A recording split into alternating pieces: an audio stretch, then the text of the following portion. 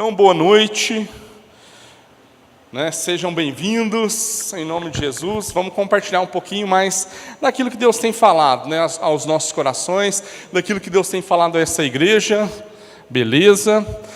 E olha só, a gente tem falado muito sobre mesa, sobre o comer junto, sobre o repartir, E muitas vezes a gente está andando com Jesus, nós estamos aí nesse processo, comendo aí às vezes na mesa juntos, mas às vezes não entendendo a importância da relação. Hoje de manhã o Enio falou uma coisa muito interessante, O Ariovaldo, ele trouxe naquela palavra sobre Jesus ser o alimento. Todo mundo lembra?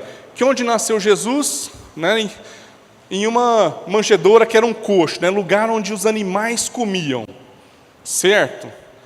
E às vezes, pessoal, a mesa está servida, certo? E quem está comendo?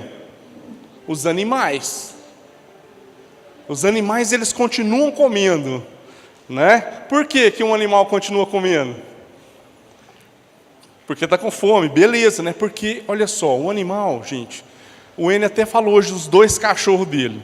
Se você jogar lá um pedaço de carne, quem que vai comer? Os 2 vão comer? Metade igual? O que for mais esperto, certo? Aquele que for mais ágil, mais rápido, talvez mais forte, até intimida o outro ali. Agora, olha só, na mesa que Jesus põe para nós, quem vai comer? Todo mundo. Não é verdade? Todo mundo vai comer, mas às vezes a gente está vendo as coisas como um animal. Por quê? Porque a gente primeiro quer saciar o nosso ventre, e depois que já estiver saciado, já estiver cheio, eu posso fazer qualquer outra coisa. Agora, meu irmão, às vezes ele não está cheio. E às vezes, nós temos essa responsabilidade de fazê-lo, enxergar que ele também faz parte da família, e que eu também tenho que enxergar que eu já não sou um animal, mas que nós todos aí agora somos seres humanos, conformando toda essa família que é a família de Deus. Tá? Eu falo isso, por quê? Porque muitas vezes a nossa maneira de relacionar com Deus, e com os demais, muitas vezes é por aquilo que nós podemos ser beneficiados. Gente, isso é muito sério. Então, por exemplo, às vezes a gente está falando de trabalho, e às vezes você conhece alguém importante dentro do seu trabalho, e que te ajuda, beleza, é algo interessante, as relações são importantes, mas às vezes se eu me relaciono com ele, só por aquilo que ele pode me oferecer, o que eu estou sendo, pessoal? Um animal. Por quê? Porque eu quero saciar o meu ventre. Eu quero que as coisas boas cheguem até mim para que eu possa usufruir e comer tudo. Então, no momento que a gente deixa de satisfazer, os nossos desejos dentro das relações, elas se desequilibram. Por quê? Porque eu acho que ela não serve mais para mim. E da mesma maneira com Deus. Quando Deus não dá o que eu quero, essa relação já se desequilibra. A gente fala assim, uai, não o Senhor é meu pastor e nada me faltará? Aí a gente só lê essa parte, A gente não lê o que vem ali embaixo, depois, Aí fala, deitar-me faz em verde espaço, mas também fala que vai passar por onde? Pelo vale da sombra da morte. E mesmo assim a gente não vai temer, porque Ele está com quem? Conosco. Então, às vezes a gente não lê o completo, a gente lê aquilo que nos convém e a gente quer usufruir da relação que nos convém. O que é isso? Imaturidade. Gente, e um querido amigo nosso, na última reunião que nós tivemos na terça-feira, o pastor Tércio, ele citou algo muito interessante. Ele fala assim que não há nada mais democrático que uma tempestade. Por que a tempestade ela é democrática? Porque se uma casa tiver um bom fundamento, ela vai permanecer. Se ela tiver um mau fundamento, o que vai acontecer? Ela vai ser derrubada, certo? Gente, quarta-feira a gente experimentou aí uma tempestade, A gente viu às vezes tetos de posto de gasolina que caíram, árvores que caíram em cima de carro, telhados de casas de parentes nossos que voaram. E aí, meu irmão, estava tudo bem construído? Não estava, Mas talvez era o que a gente tinha aqui no momento também. Da mesma maneira, são as nossas relações. Quando chegar o tempo da tempestade, é que a gente vai ver como é formada a nossa relação, tanto com Deus quanto com os demais.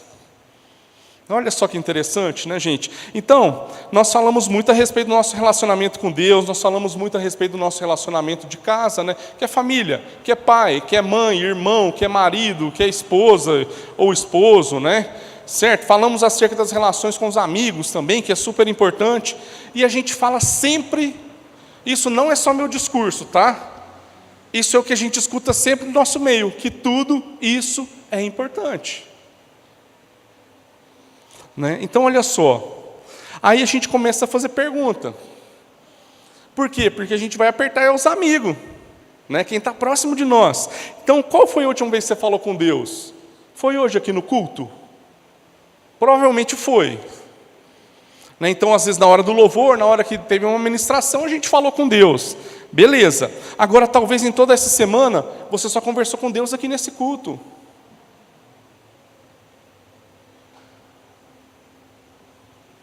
Está entendendo, gente? Então nós temos que falar de coisas que são importantes, mas vivenciar também as coisas que são importantes. Quanto da Bíblia nós lemos essa semana? Quanto? Né? Pelo menos um capítulo por dia a gente consegue? Não sei, gente. Mas quanto a gente leu?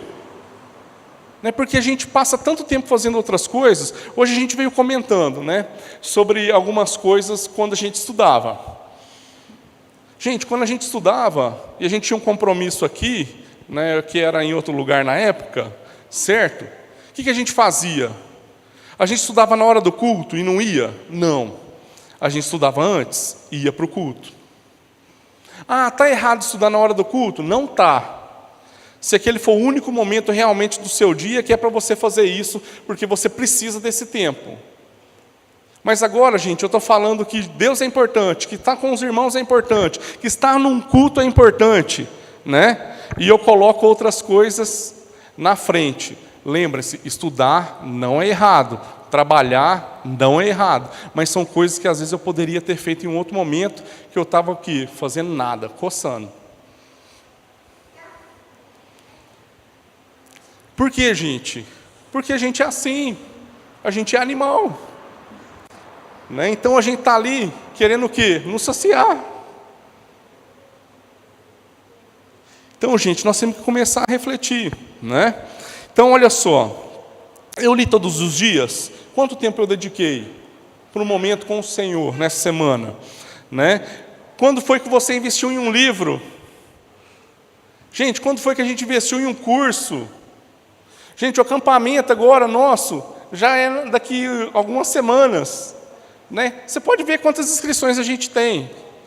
E na hora, pessoal, você pode escrever. Tá? Estou prevendo o futuro. Tá bom? No dia vai chegar a gente e falar assim, olha, eu não vou porque eu não tenho dinheiro. Só vou falar um negócio para vocês. O acampamento ele vai estar todo pago até o final desse mês.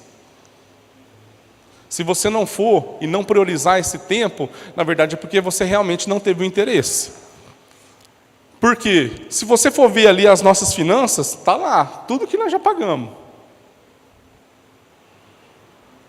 Por quê? Porque a gente entende a importância da relação, a importância da gente estar junto.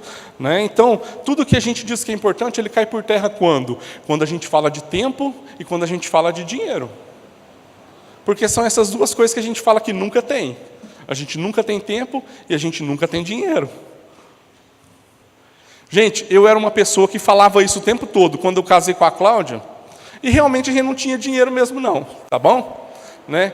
Mas às vezes o irmão fala assim, vamos. Gente, eu não vou, eu não tenho dinheiro. Eu não vou, né? Eu não tenho tempo. Eu não vou, né? Eu faço isso. E de boa, gente, quando eu parei de falar essas coisas, o dinheiro começou a aparecer, né? Do nada assim. Mas a gente, pessoal, para as coisas que a gente realmente quer, a gente gasta, a gente investe. Então é interessante. Por quê? Porque a gente é animal. Vou falar isso o tempo todo. O animal faz o que ele quer, a hora que ele quer. E ele te obedece pela conveniência do alimento que você dá para ele. Eu estava no aniversário nesse fim de semana agora, né, e aí minha irmã estava com o cachorro dela lá. O cachorro dela é um pastor suíço branco desse tamanho. Lindo cachorro. Aí minha irmã estava com um pedaço de carne na mão. E a minha irmã para ele, senta. Sentou, ganhou um pedaço de carne. Quando ela está sem um pedaço de carne, ela fala, senta. Às vezes ele senta, né? Mas se ele não vê ali a carninha, ele não senta. Mas a mente dele já está condicionada a receber o alimento. Né? Então a gente vai vendo esses detalhes aí. Olha só, a gente falou muito de política. Gente, de verdade, cansamos de política, viu, velho? Já deu, né? Para mais 4 anos, espero que todo mundo fique mais de boa agora. O que aconteceu, pessoal? Muita gente militando, né? E às vezes até conflitando bastante, que foi o que a gente viu. E a gente defende o nosso discurso muitas vezes com unhas e dentes. Não estou falando que é errado. Estou falando que a gente defende isso aí mais do que a Bíblia, né? Mais do que as coisas de Deus. Nós estamos defendendo mais isso aí. E aí, pessoal, se a gente se empenhasse assim na política, como a gente empenha a nossa vida no Evangelho, você não ia ver casamento destruído, você não ia ver, irmão. Né? Você não ia ver gente tendo crise à toa, não ia ver. Então, gente, olha só, nós temos que nos ocupar das coisas que realmente são importantes, daquilo que a gente junto diz que é importante, mas que na prática, meu irmão, nós estamos consumindo o que a gente quer. Há um caminho para a maturidade. E onde está esse caminho, irmãos? Está dentro da palavra de Deus. Né? Então, quando eu leio a palavra de Deus, se eu leio pelo meu viés, por aquilo que eu quero enxergar, eu vou ver um monte de coisa que eu acho. Então, por exemplo, quem já escutou aqui que a Bíblia é machista? Alguém já escutou? Gente, a Bíblia é machista? Vou só mostrar para vocês aqui 2 trechos bem interessantes, tá bom? Quando a gente trabalhou aqui na quarta-feira o capítulo de Mateus 28, né, na exposição bíblica, nós temos o relato da ressurreição de Jesus. Né, e dentro da ressurreição de Jesus, quem foi testemunha de que Jesus ressuscitou? Uma mulher. Naquela época, meu irmão, a opinião de uma mulher não valia nada. Tanto que o que? Ela foi atrás dos discípulos, os discípulos falaram o quê? Eu tenho que ver. Foram lá, Jesus já não estava mais. E aí depois, Jesus apareceu para os discípulos e falou que era ele. Olha só que interessante, irmão. Então o testemunho daquela mulher ficou até hoje aí para nós. Quando a gente fala em relação ao sexo, tá? Que talvez é algo assim, outra coisa muito interessante para a gente falar a respeito da mulher dentro da palavra de Deus. Né? Como eram as relações sexuais naquela época? A mulher ela tinha todo o direito? Para que a mulher ela tinha relações sexuais? Para procriar. Ou para o prazer do homem. E aí, gente, Paulo, quando a gente analisa o livro de 1 Coríntios 7, ele traz assim, uma proposta muito louca. Ele fala assim, assim, né, como o corpo da mulher é do homem, é isso aí mesmo? O corpo do homem também é da mulher, ou seja, o cara tem que estar disponível para a hora que a mulher deseja também. Interessante, né? Não usa isso aí, tá, gente? Para chantagear ninguém, tá? Mas a gente vai vendo o tanto que a Bíblia ela traz coisas claras. E talvez para aquela época lá, gente, Paulo trouxe um choque. Olha só o tanto que é interessante. Então, se a gente analisa esses contextos históricos, a gente vai perceber muita coisa legal. Muita coisa revolucionária para a época. E muitas coisas que talvez em uma simples leitura a gente não consegue enxergar. Por quê? Porque a gente quer ver o que nós queremos.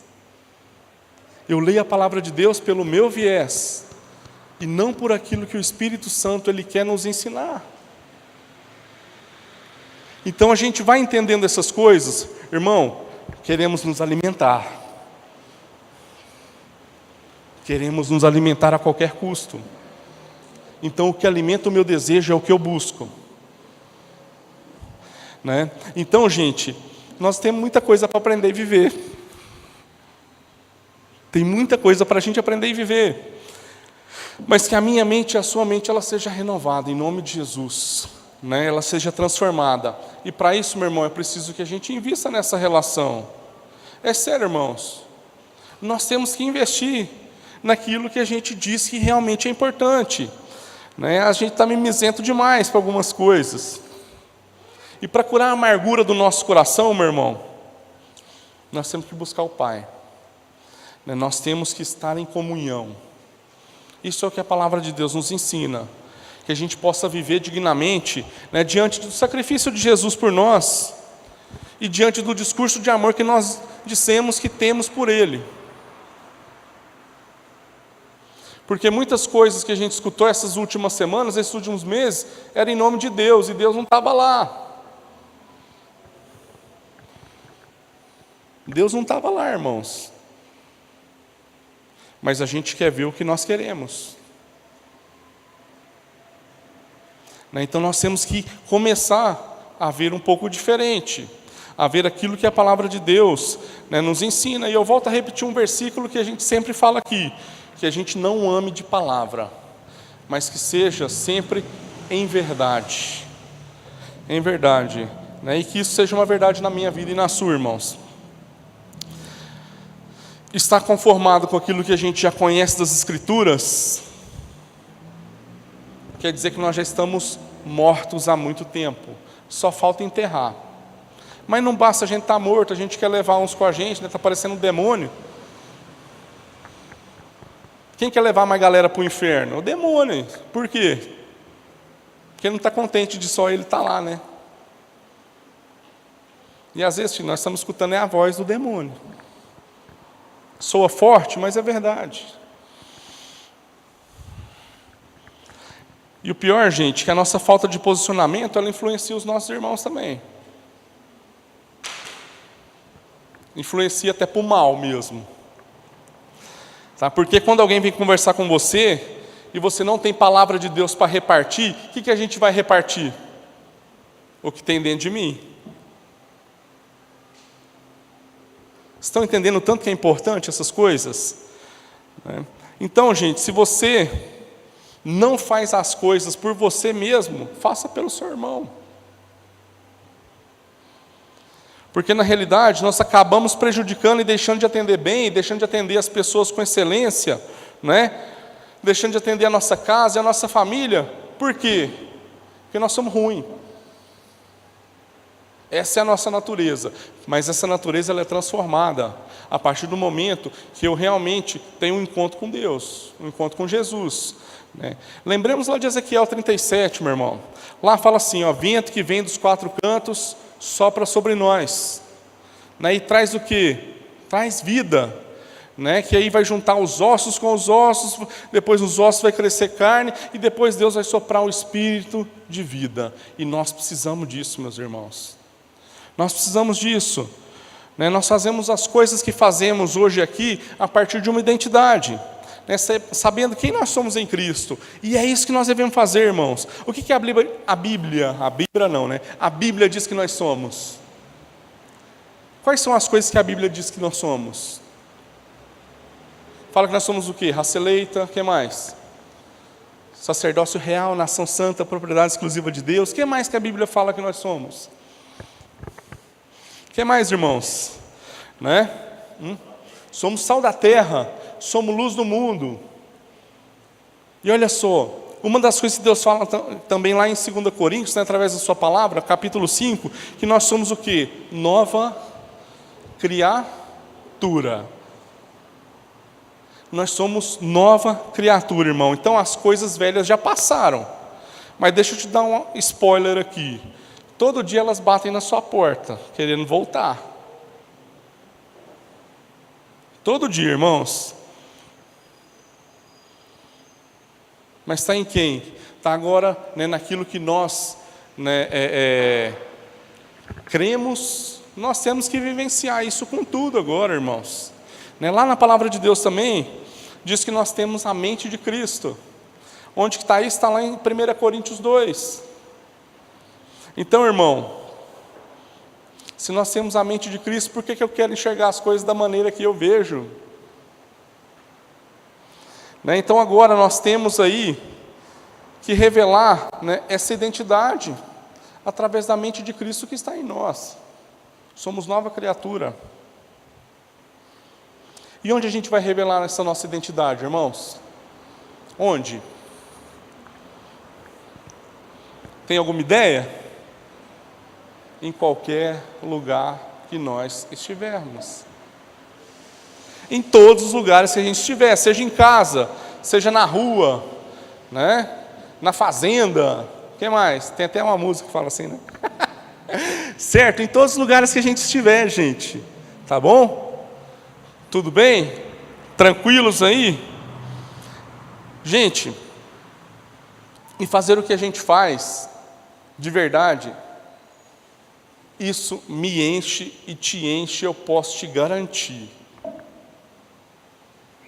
Né? Nós vamos ficar satisfeitos, às vezes, só de ver o irmão comer.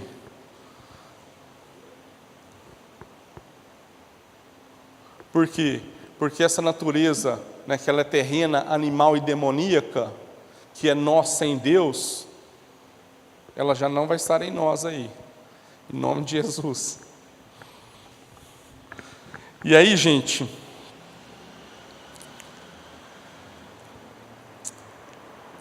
nós não sabemos fazer outra coisa mais que seja isso que a gente tem feito. Às vezes as pessoas acham que nós estamos aqui por falta de opção, porque era a única coisa que nos restava fazer. Irmãos, nós não estamos aqui por falta de opção. Nós estamos aqui porque nós entendemos que essa é a opção que nós devemos viver até o final. Né? Só para vocês terem ideia, antes que a gente voltasse para o Brasil, muita gente talvez pense que nós não estávamos fazendo nada da vida, né, lá, né? Antes da gente voltar para cá, gente, a gente veio porque a gente entendeu juntos, né, com o conselho, a gente entendeu juntos como casa, que a gente deveria estar aqui. Recebemos proposta? Recebemos. Mas a gente não vive de proposta. A gente vive das coisas que Deus quer que nós vivamos. E Deus sendo sustentado. Uma coisa, gente, para a gente também perceber, né, nessa vida, a gente faz a conta pelo chamado, tá? Não é por aquilo que a gente vai ganhar ou deixa de ganhar. Para vocês terem uma ideia,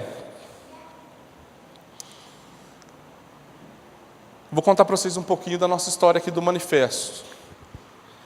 Como vocês sabem, nós começamos essa igreja como uma igreja filha. Ela era filha de quem? Filha da igreja, né, Sal da Terra Centro-Oeste, que está lá na Marcos de Freitas Costa. Tudo bem? Né? Isso tem há quantos anos? Quantos anos, Guilherme, que nós começamos? Igreja plantada? 2012. 2, perdão. É mesmo. 2002, igreja plantada. Desde antes nós estávamos como um pequeno grupo antes. Né? A gente se reunia. Então olha só, galera. 2002 até 2018 são 16 anos. Certo? Correto? Boa parte dela, até o ano de 2011, nós éramos uma igreja filha. É legal ser filho? É legal. O que acontecia, pessoal? A gente fechava no vermelho todos os meses. Alguém pagava a conta? Pagava. E era bom, ótimo. Nós estávamos assim, tranquilos. Fala assim, se não tiver dinheiro, papai paga. Mamãe paga. Né? Alguém já viveu isso aí também, né? Quando começou a... Né? A gente vive assim, não é verdade? Papai e mamãe pagam a conta, é muito gostoso. Ai, pai, rasgou o meu tênis, né? Andando de skate. Papai vai comprar outro. E o papai rala, né, para comprar. Né? Mamãe rala para comprar. E aí, irmão, nós não estava nem aí. Não estou brincando, nós estávamos aí sim, né? A gente ficava preocupado, mas sabia que alguém ia pagar, entendeu? Agora um detalhe, né? Nós somos convidados a sair do ninho. E foi um negócio bem interessante, né? Por quê? Porque ou a gente ficava, mas aí nós teríamos uma outra conversa em relação a como seriam os termos, ou a gente voava. O que a gente decidiu fazer? Voar. Voar como? As asas recém estavam começando a sair, as penas, né? Irmãos, vou falar para vocês um detalhe. Nessa época, nós não tinha dinheiro para pagar as contas, não tinha. E aí, o que nós falamos? Falamos assim, irmãos, nós reunimos o conselho, é hora de sair. Deus quer trazer crescimento, né, para as nossas vidas, e Deus quer trazer crescimento para a nossa igreja. Nós precisamos amadurecer, nós precisamos chegar, né, onde Deus realmente nos chamou para chegar, certo? E aí, irmãos, o que acontece? Nós fizemos a conta pelo chamado. Então nós saímos com 0. Alguém aqui já saiu de casa com 0? Né? Você foi morar em outro lugar, você não tinha nenhum trabalho? Era nós. E aí o que a gente fazia? A gente falava o seguinte: se não pagar as contas, quem vai pagar? É o conselho, tá bom? Todo mundo de acordo? Beleza. Mês que não fechava, nós pagava a conta. E todo mundo era assim, né? Assalariado de um salário mínimo, de certo, no máximo. Mas o que? A gente entendeu uma responsabilidade. Hoje, graças a Deus, se vocês verem ali, gente, maravilhoso o testemunho. Por quê? Porque a igreja, ela entendeu, né? Junto com isso veio o crescimento também de outras pessoas. Mas alguém tinha que o quê? Pagar o preço, irmão. E alguém tinha que entender que era o chamado, que não era o ventre dele sendo satisfeito todos os meses, comendo o que desejava, e alguém ia pagar. Às vezes a gente vê a história contada hoje, ela é linda, é muito bonita, a gente vê tudo que Deus fez, né? É maravilhoso. Mas, irmãos, em algum momento nós sofremos na pele essas decisões, né, também. Por quê? Porque era isso que nós decidimos viver em Deus. Então, nós nunca trabalhamos sozinhos. Sempre foi a partir de concílio. Isso é muito interessante, porque talvez o processo ele é mais demorado em algumas coisas, mas o processo ele é mais seguro em todas elas.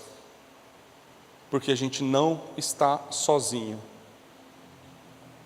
Não estamos sozinhos, irmãos. Né? Então, olha só.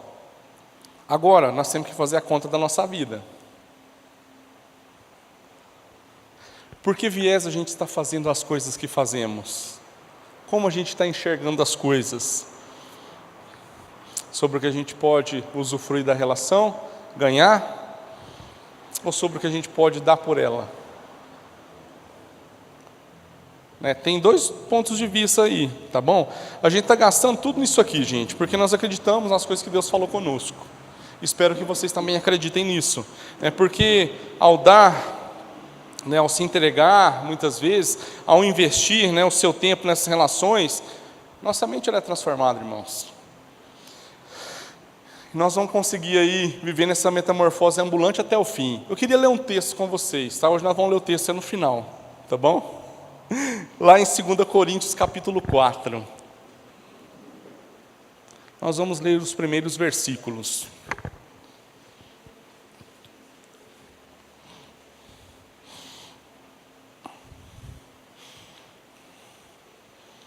Todo mundo conseguiu abrir? Lá fala assim, irmãos: portanto, visto que temos este ministério pela misericórdia que nos foi dada, esse aqui também, tá? É pela misericórdia mesmo, né? Não desanimamos. Antes, renunciamos aos procedimentos secretos e vergonhosos, não usamos de engano, nem torcemos a palavra de Deus. Ao contrário, mediante a clara exposição da verdade, recomendamos-nos a consciência de todos diante de Deus. Mas se o nosso evangelho está encoberto, para os que estão perecendo é que está encoberto. O Deus dessa era cegou o entendimento dos descrentes, e até de uns crentes também, viu, gente? Para que não vejam a luz do evangelho da glória de Cristo, que é a imagem de Deus. Mas não pregamos a nós mesmos, mas pregamos a Jesus Cristo, o Senhor, e a nós como escravos de vocês por causa de Jesus. Pois Deus que disse, das trevas resplandeça a luz, Ele mesmo brilhou em nossos corações para a iluminação do conhecimento da glória de Deus na face de Cristo. Mas temos este tesouro em vasos de barro, para mostrar que este poder, que a tudo que excede, provém de Deus, e não de nós. De todos os lados somos pressionados, mas não desanimados. Ficamos perplexos, mas não desesperados. Somos perseguidos, mas não abandonados. Abatidos, mas não destruídos. Trazemos sempre em nosso corpo o morrer de Jesus, para que a vida de Jesus também seja revelada em nosso corpo. Gente, esse texto que Paulo escreve é para nós purinho. É para nós mesmo, tá bom? O ministério que a gente tem é pela misericórdia de Deus também. E a gente não deve nos desanimar, tá? Vamos ler como se fosse para nós. A palavra de Deus, ela não pode ser torcida, irmão. Ela não pode ser aí falada da maneira que eu penso que é, mas da maneira que ela é. Então nós estamos trabalhando um alinhamento em todas as nossas frentes de trabalho. É por isso que não tem como a gente pregar coisas diferentes no louvor, pregar coisas diferentes no que nós falamos aqui, no que nós falamos durante a semana. Que nós entendemos que tudo é palavra de Deus, irmãos. E ela não pode ser torcida. Que mais? A verdade que pregamos, ela deve ser clara. Não é o que eu acho. Não é o que nós achamos, irmãos. Nós pregamos quem? Cristo. Cristo que morreu e ressuscitou. Esse é quem nós pregamos. Por isso nós temos aí um tesouro tão grande em vaso de barro. Por quê? Porque nós, irmãos, somos frágeis. Nós somos fracos. Nós somos esses vasos. Então, olha só, no versículo 9 e 10, fala assim: somos perseguidos, mas não abandonados, abatidos, mas não destruídos. Trazemos sempre em nosso corpo o morrer de Jesus, para que a vida de Jesus também seja revelada em nosso corpo. Então, meu irmão, que a vida de Jesus seja revelada em nós. Deixemos para trás o que nos atrapalha e que a gente siga adiante a carreira que nos foi proposta. Que a gente mude a maneira de enxergar, que a gente mude a maneira de nos alimentar, que não sejamos animais,